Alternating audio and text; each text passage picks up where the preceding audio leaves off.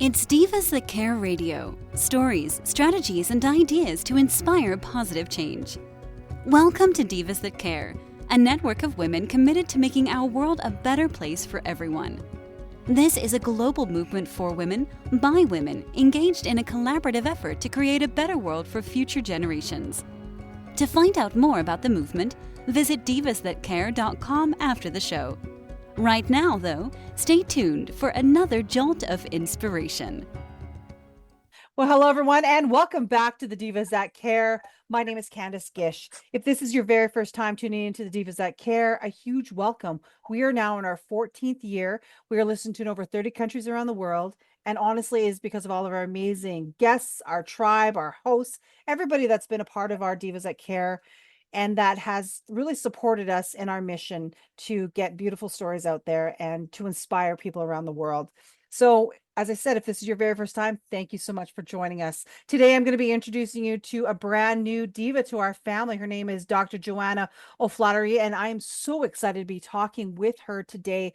She's got a great story, and I know that she's going to inspire each and every one of you. So welcome to the program, Johanna. Thank you so much. Good morning, Candace. Gosh, I'm so excited that we're finally able to connect. This has been something that we've been working on for quite a while now. Yes, it is, with my schedule and your schedule. and good morning, listeners. Yes, I'm Dr. Johanna Helps. I'm a psychologist, but I'm a crisis psychologist, and I work from a depth psychological perspective, which is from the work of Dr. Carl Jung. For your audience, I also, one of my specialties is substance abuse. I am, and I want the audience to know this, I'm a woman in personal recovery, and I've been in recovery for 46 years, which has been one of the greatest gifts I've been given. My experience is very varied. I was born in Ireland, came to the States to fly as a flight attendant for Pan American, and did that for many years. And then I started Pan American's Employee Assistance Program, and I was in their medical department when Lockerbie happened. That was an aviation disaster. The aircraft blew up over Lockerbie in 1988, killing everybody, of course, on the aircraft and people on the ground. So that launched my career into crisis psychology, very different from just working with groups and working with one-on-one. After that, I became really a passionate pioneer in making sure that airlines had the proper training to respond to the families of the victims. And that was incredibly exciting. And I was working with the ATA, which was the Air Transport Association. And Pan American went under in 1992, and TWA recruited me. So I worked with TWA and took that program over to TWA, and we had a very, very, very robust program. And in 1996, TWA had a horrific airline crash. Their Flight 800 en route to Paris was exploded over Long Island Sound, killing everybody on board. That was amazing. By the way, ladies and gentlemen, I have written my memoir. It is titled Flight with Weighted Wings, and it covers everything that I'm talking about today in depth, and it is available on Amazon. So after that, after TWA, I left the airlines in 2003. I wanted to go in and work more closely with doing more clinical work. And I was hired by the Betty Ford Center, the world-renowned Betty Ford Center in Rancho Mirage, California. And I was the vice president of treatment services there. And I thought, I am pretty much done with crisis psychology. And I was at the Betty Ford Center for over 7 years. And then I got an opportunity to run a treatment center and become the CEO of a treatment center up here in Vegas. And I accepted the position, came to Vegas. There was a little write-up about me in the newspaper, and that I was an expert in crisis psychology. So the firefighters from Henderson called me to see if I could help them with their program. It's called a Critical Incident Stress Management Program. Essentially, my role is teaching a 2-day protocol to the firefighters and the police on how they can really assist in supporting each other with a very specialized methodology of doing a debriefing. I thought, okay, fine, I'll help them.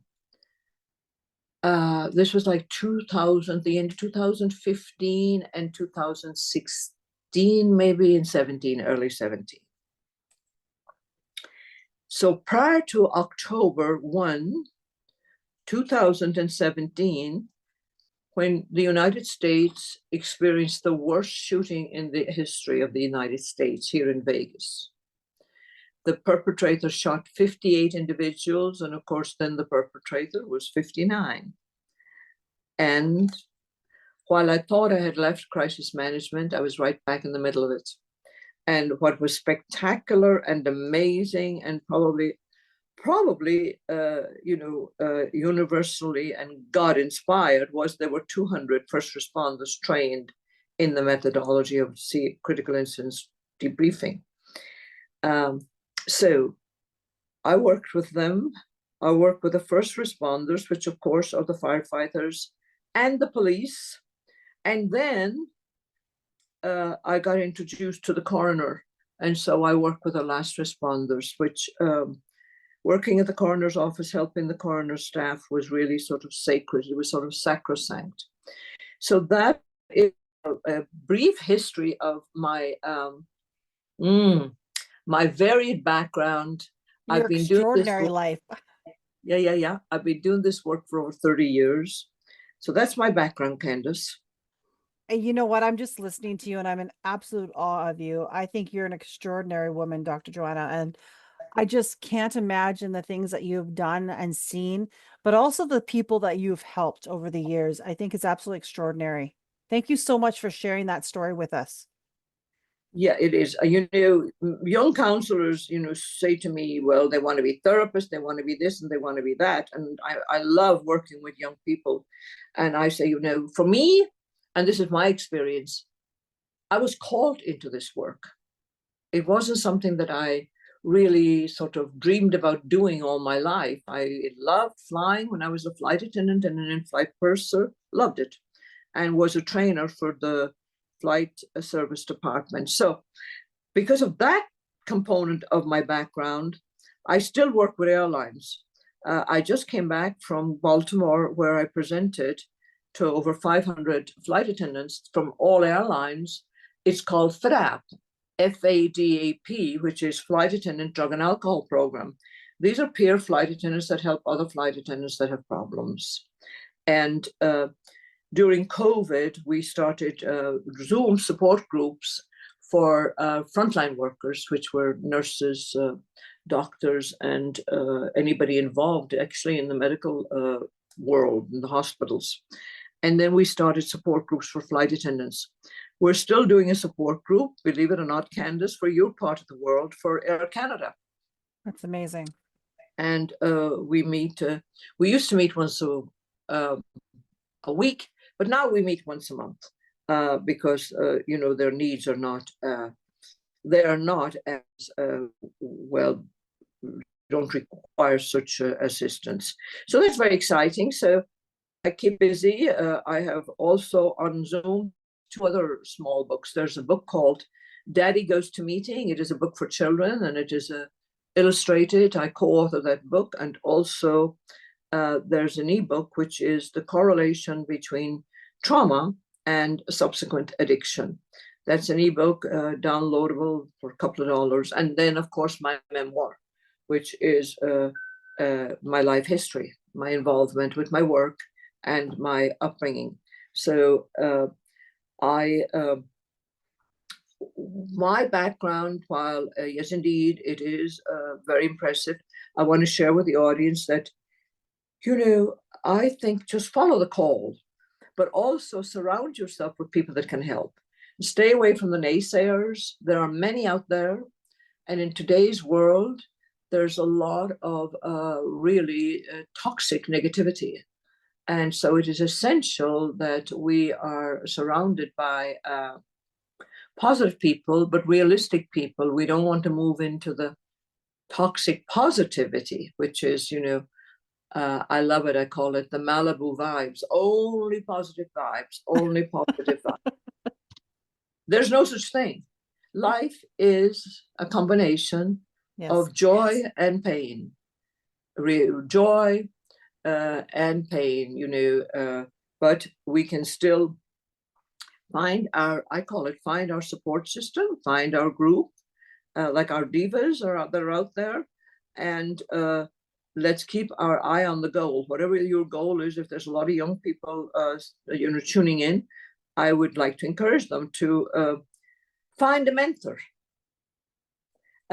The old days, we used to have mentors. I had an incredible mentor because I went into the field of psychology, which is mental health. So I found them.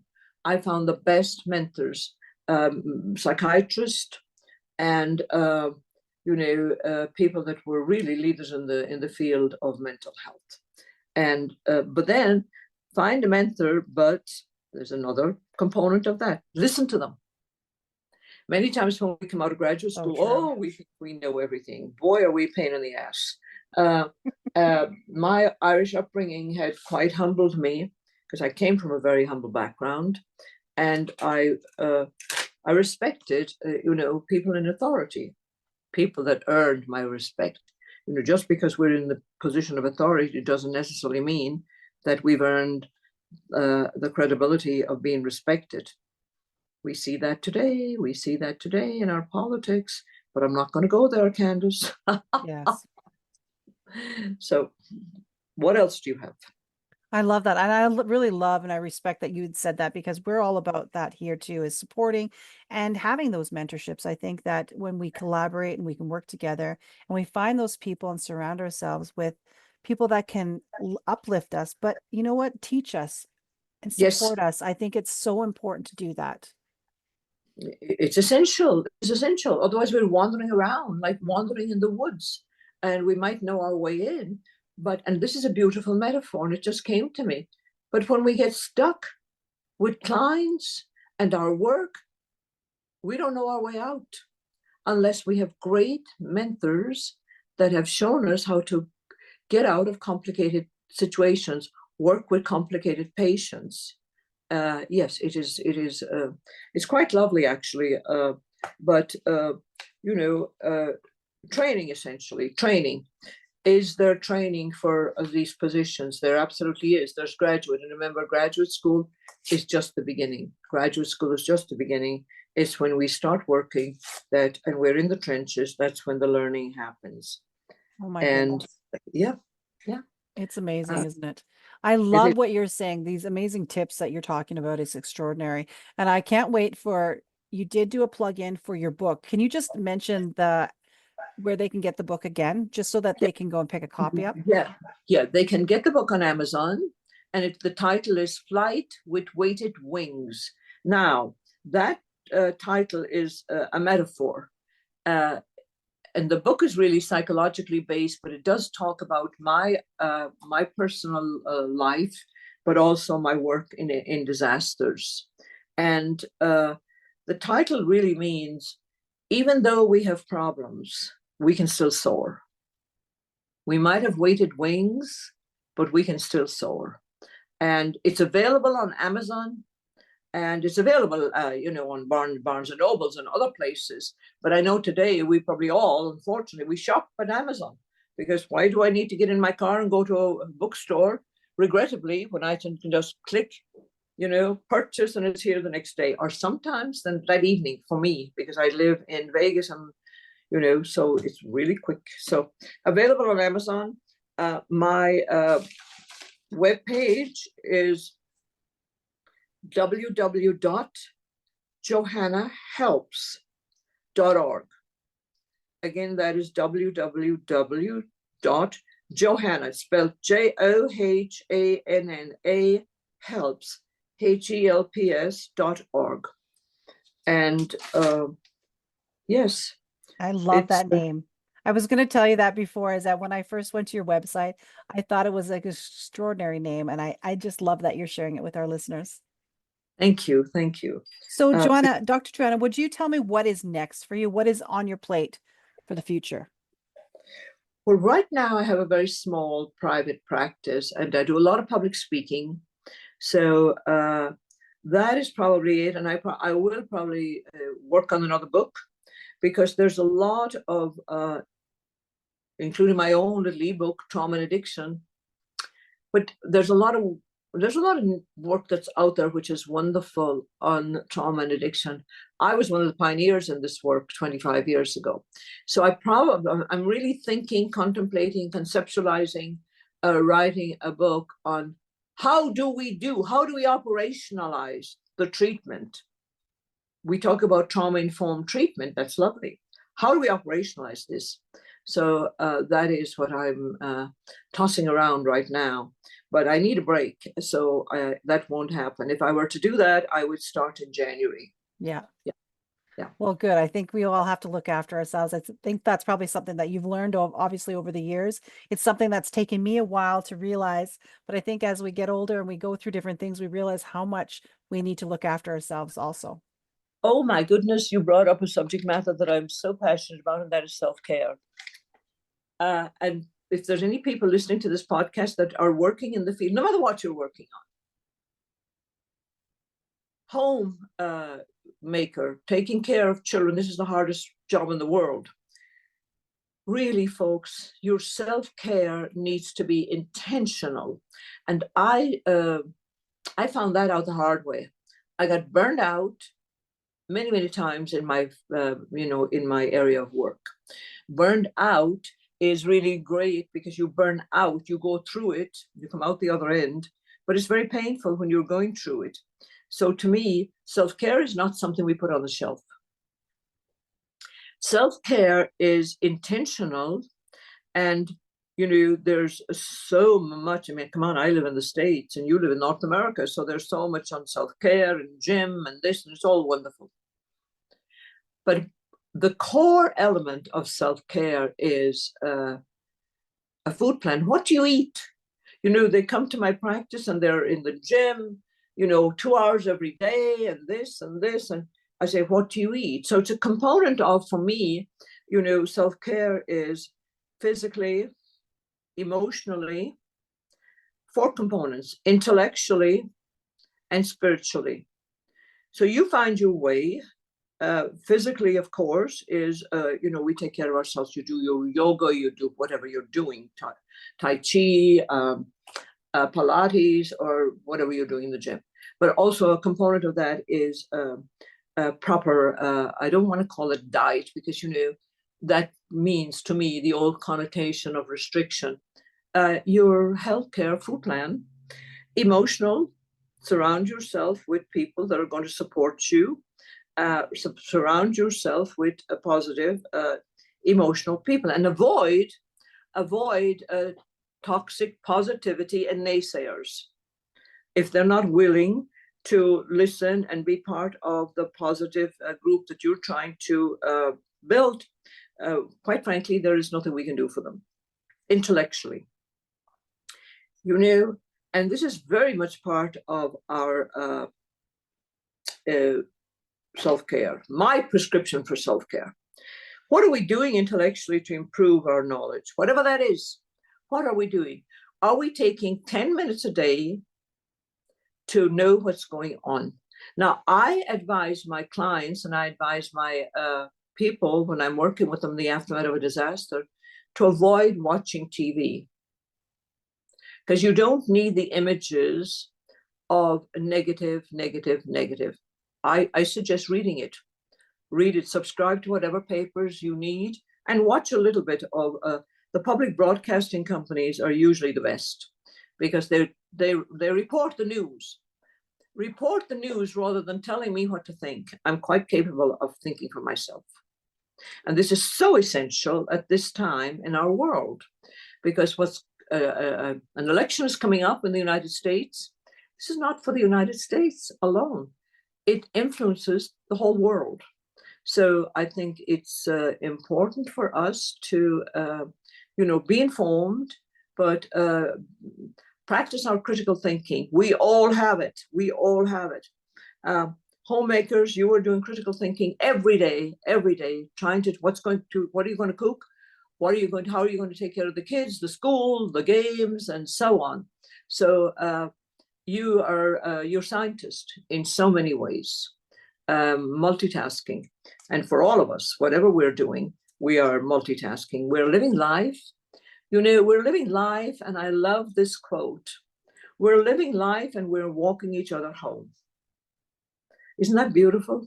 It's very beautiful. I love that. Yeah, Oh we're my walking. gosh. We're walking each other home. There's no hierarchy. Let's look at ourselves in life as a circle. Yes. And that's what I love about life, actually, my life. And I have wonderful opportunities to meet people from all walks of life because of my 12-step program that I work. And it's just beautiful, beautiful. So that's about it in a nutshell, quite frankly. Well, you know what? I have honestly had a great time listening to you. I'm just extraordinarily grateful that you took the time to come onto our Divas That Care Network podcast and just share with us. You are a beautiful soul. I've just really enjoyed you. I hope that you will come back on the Divas That Care again and I perhaps will. share some more with us. Yeah, and talking about beautiful soul, I did not talk about the spiritual. Do you remember I had 4 components of self-care: physical, emotional, intellectual, and spiritual? Yes. You find your way. The Dalai Lama advises, find a discipline, whatever it is, but make sure nobody's getting hurt in your discipline, which people can get hurt. Believe it or not, people can get hurt in spirituality by radicals. So the Dalai Lama advises, find a discipline and stick to it. Isn't that beautiful? Find your discipline. I am not going to share what my discipline is, other than it's deeply spiritual. Find a discipline and stick to it. Oh my gosh. We're definitely going to have you back on the program again. Thank you so much for everything that you shared with us today. You are so welcome, Candace, and to all the divas out there, wear your crowns. Wear your crowns. Thank you. I believe that too. Yeah. And I want to say a big shout out to all of our listeners today. Thank you so much for tuning in to the Divas That Care. I am going to be posting all of Dr. Johanna's amazing information on our social media so that you can take those links and share it with your friends and family. I think it's really important to go and check out her book also. So I'm going to be putting the link on our website also. Any questions you have, please get back to her. She's extraordinary. She's got so much out there and she's helping so many people. Again, thank you so much, Dr. Johanna. Thank you to all of our guests. And please remember to do something kind today. Until next time, everyone. Thanks for listening. This show was brought to you by Divas That Care. Connect with us on Facebook, on Instagram, and of course on divasthatcare.com, where you can subscribe to our newsletter so you don't miss a thing.